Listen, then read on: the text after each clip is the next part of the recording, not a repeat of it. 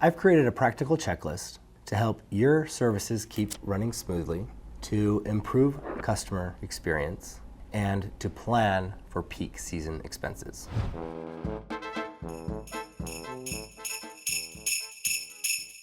Gearing up for the peak season can be a really daunting task. There are a lot of things to consider. What I have found is preparation is the key to a successful peak season. So let's get started with our peak season checklist. All right, first things first, supplies.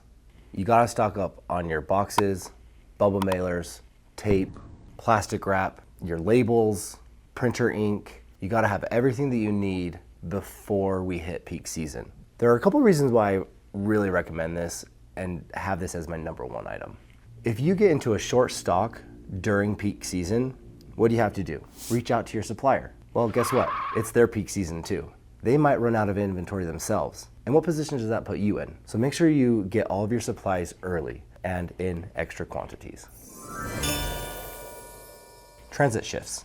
This is a representation of what you can do to mitigate the risk of a package arriving after Christmas, even though you shipped it by the cutoff time. Carriers only have so much capacity in their network to be able to process so much mail in a given night. During peak season, what happens is when that volume surges to the point where they cannot clear all expedited and ground in a single processing night, they will first do all expedited and then do all ground. So the decision that you need to make is, do I do a transit shift? Do I shift from a ground transit to an expedited transit so that my package is handled with a higher priority than that of a ground service? The balance here is the cost. It does cost more to ship expedited than ground. Is a more guaranteed transit for a better customer experience worth the few extra pennies, the extra dollars, whatever it may be to have that customer experience? That's your decision, not something that I can tell you to do. Label placement, missorting, poor barcodes. Those are all things that are very easy to avoid. Label placement, it's really simple.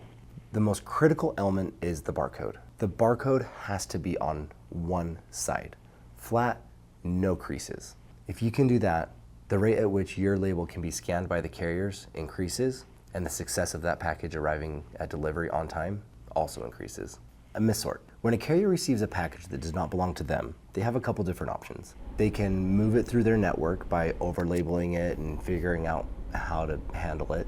That's going to take time, and they're going to charge you for that. Another option that they have is to return it to you.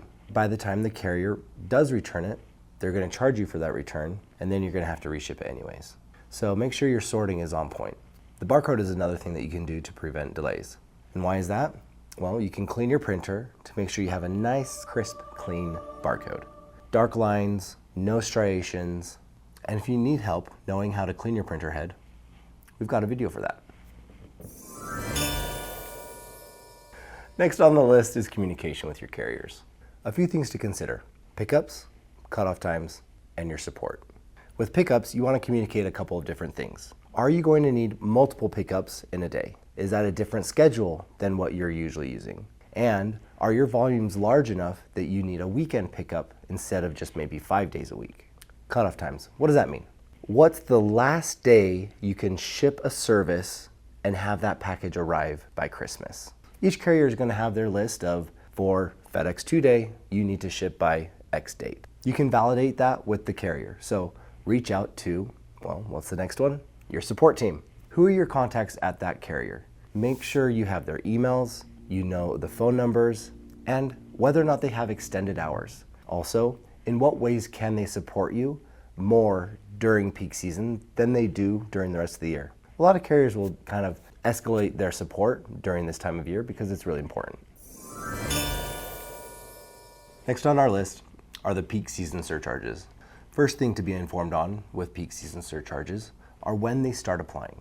Some carriers do and do not apply a peak season surcharge. So reach out to your support team, find out if there is one. I would say starting September, if you haven't heard from them, go ahead and reach out because they should have an idea of either when it will be published or if they don't already know what the prices are. Another thing to be aware of with peak season surcharges is when they end. Some carriers ends at Christmas. Other carriers, it'll drag on for a few extra days. Understanding the dates can be important because if you choose to pass those surcharges on to your customer, or if you're building them into your budgets, you'll know when and how those budgets need to change. And there you have it, your peak season checklist to help you navigate the busiest time of the year like a pro. Thanks for tuning in to Between the Boxes with me, Ryan, and I look forward to talking with you again soon.